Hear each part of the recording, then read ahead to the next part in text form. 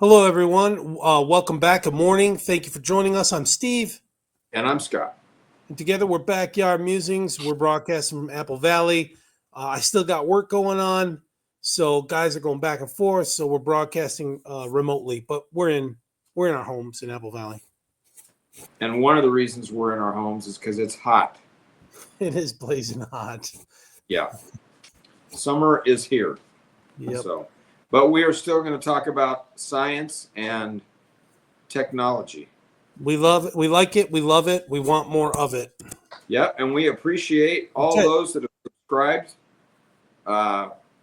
650 subscribers. So we are. Yes, that's great.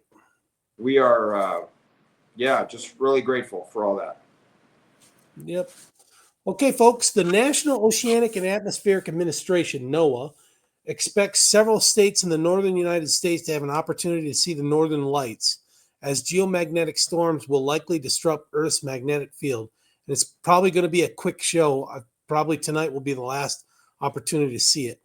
NOAA forecasts a KP index of 5 on a scale of 9, suggesting the northern lights could be brighter and more active while moving farther from the poles. You can see on the screen here the areas that affected. Red will not get the northern lights, which is strange. Look at Alaska. You'd think that's where you get northern lights, but Alaska is in the red zone. It's just going to be the Arctic pole and like the top states on our border. Yeah, right on the Canadian border, it looks like, right? Yeah. Some minor to moderate geomagnetic storms are projected through the night into early, probably tonight is the last night, following the, quote, recurrent negative polarity of colder, less dense spots on the sun's surface, NOAA said. Other minor geomagnetic storms are expected maybe into Friday, but we'll have to see. With a maximum KP index of 5 forecast, according to NOAA's 3-day forecast. Would you like to know more? So the Aurora Borealis has the highest likelihood of being visible across Canada. And while Alaska is also forecast with a high chance of visibility, the state won't be dark enough to peak for viewing hours.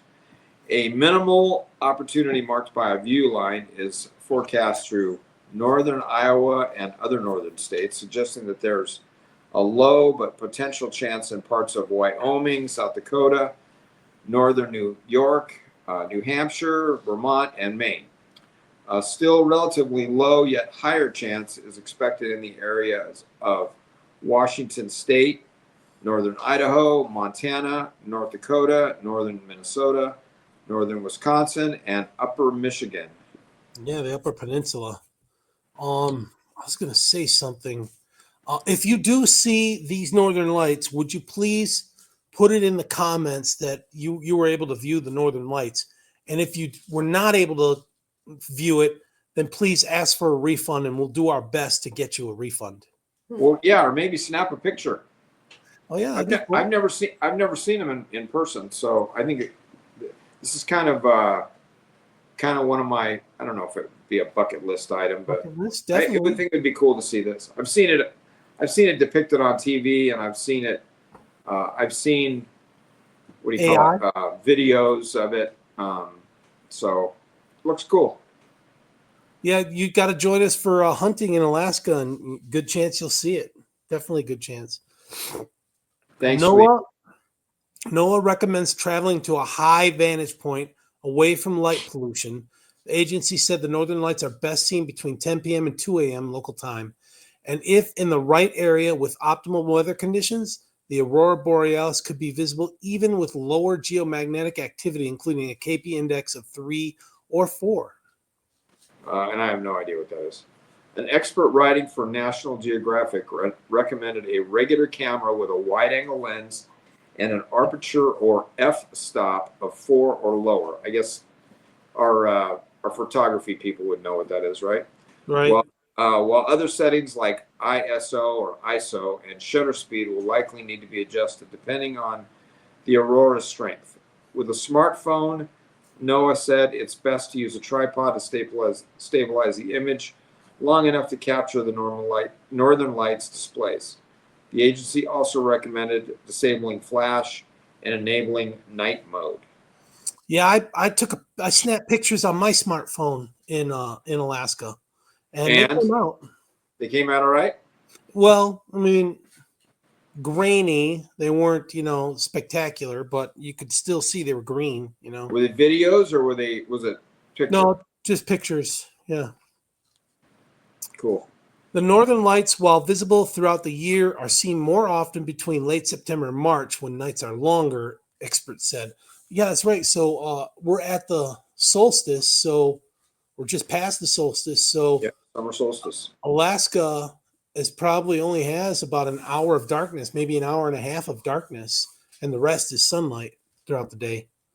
Yeah. Solar events like solar flares and coronal mass ejections produce northern lights displays.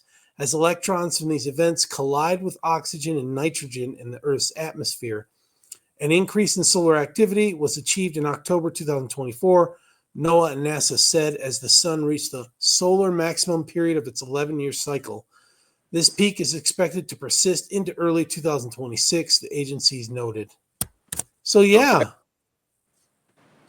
Yeah, so this is one of those phenomena that just happens all the time, right? It's not like a comet that flashes by and we don't see it for another 100 years. Right. But it's cool though. Yeah, it's not entirely predictable unless they can predict the mass ejections and then say, okay, we're going to have, northern lights, but it's more like let's wait to see if they come, if you're up there in Alaska. Right. Yeah.